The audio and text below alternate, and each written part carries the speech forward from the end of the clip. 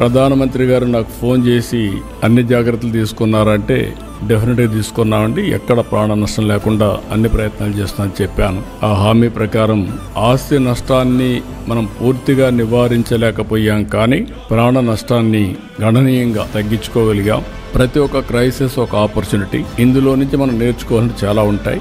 అవి నేర్చుకొని మళ్ళీ దాన్ని కరెక్ట్ చేసుకొని ప్రిపేర్డ్గా ముందుకు పోతే ఏదైనా ఎదుర్కోగలుగుతారని నా నమ్మకం. రెండోది కూడా ఇవన్నీ మనం చూసిన తర్వాత జిల్లాల వారుగా వాళ్ళ అనుభవాలన్నీ ఒక డాక్యుమెంట్ చేయమన్నాం. రాష్ట్ర స్థాయిలో మన అనుభవాలు ఒక డాక్యుమెంట్ చేసి ఒక మాన్యువల్ తయారు చేస్తాం 2025 సైక్లోన్ గురించి. దీన్ని బేస్ పెట్టుకొని భవిష్యత్తులో కూడా ఎప్పటికప్పుడు ముందుకు పోతాం. మనస్ఫూర్తిగా మరొక్కసారి మిమ్మల్ని అందరినీ అభినందిస్తూ ఎక్స్ట్రార్డినరీ పర్ఫార్మెన్స్ చూపించారు. టీమ్ స్పిరిట్ ఏంటంటే నిన్న జరిగిన ఈ యొక్క తుఫాన్ లో మీరు చూపించిన చొరవ, భాగస్వామి. నేను ఒక్కడనే పనిచేయలేను. ఒకవేళ నాకు ఆలోచన ఉన్న ఒక అందరం కలిసి టీమ్ గా పనిచేయాల్సిన అవసరం ఉంది. అలాంటి టీం వర్క్ చేసినటువంటి మిమ్మల్ని అందరినీ రాష్ట్ర ప్రజలందరి తరపున ధన్యవాదాలు తెలియజేయడం కోసం ఈ కార్యక్రమాన్ని ఏర్పాటు చేశాం.